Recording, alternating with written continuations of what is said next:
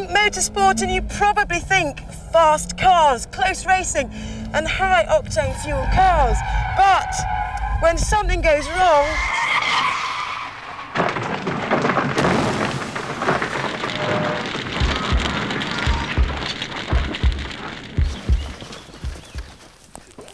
Your life is in the hands of these orange-suited men and women, and without them, there would be no motorsport. Marshals are the unsung heroes of the rallying and racing world. They're the unpaid volunteers who've been policing the track since the early days of motorsport. They may have the best seats in the house, but that also means they're the first on the scene of accidents and can even become part of them. While most of us prefer to snooze on Sundays, marshals are up at the crack of dawn for a dabble with danger. Which begs a couple of questions. Who exactly are they? And why don't they stay in bed like the rest of us? My name's Chris Jones. I'm a demonstration coordinator for a DIY retail store. I'm an incident officer on circuit at Alton Park in the Marshals Club. My name's Katie Hinchcliffe and I work as an assistant theatre practitioner. My name's Richard Hinchcliffe and I'm a security guard at the local hospital. I've been marshalling for about 3 years this year now. I've always enjoyed motor racing and I've always wanted to be involved in it but never got the chance, and marshalling gave me that chance. My name's Graham Petch and I'm a GIS system administrator. And basically that means that I sit at a computer workstation. I've been marshalling for about 17 years. I think that probably the majority of us are would-be racing drivers actually that would like to be out there, but for an involvement in the sport you can't beat it. Now, according to the Marshal's Handbook, you don't need any special skills or qualifications to start, just common sense and a reasonably well-developed sense of self-preservation.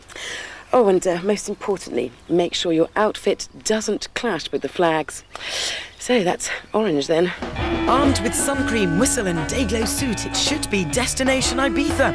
Instead, it's Alton Park, to see if I have enough common sense to make it as a marshal. Sweeping the track may look boring, but it can save lives. A bit of debris could cause an accident. Marshals have to be prepared for any eventuality. Let my training commence.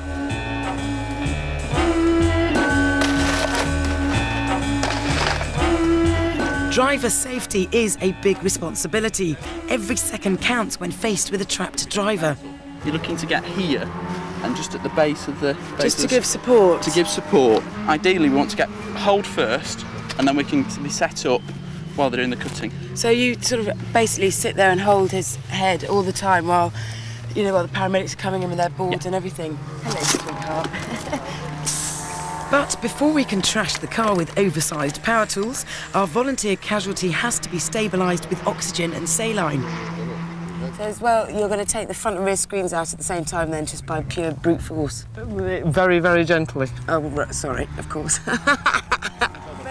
There are 3,500 marshals registered in the UK and a minimum of 80 needed for every race day. Incidents like this are few and far between, but that's when your training matters. Using those cutting tools in a pressure situation isn't as easy as it looks. Come up a bit. Yeah. Oh. Okay. And now right to the edge. Hooligan. Oh, action girl. Now we're talking. It might seem light-hearted and a long process while we're learning, but in a real situation we'd have less than an hour to get the casualty out and into hospital. Okay, down. Instant cabriolet. The responsibilities involved in marshalling obviously go much further than flag waving, and it's only when you're this side of the track that you realise how much drivers are indebted to marshals' dedication.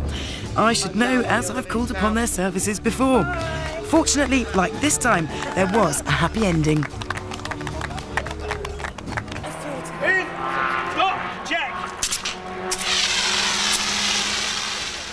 The key to fighting flames is teamwork.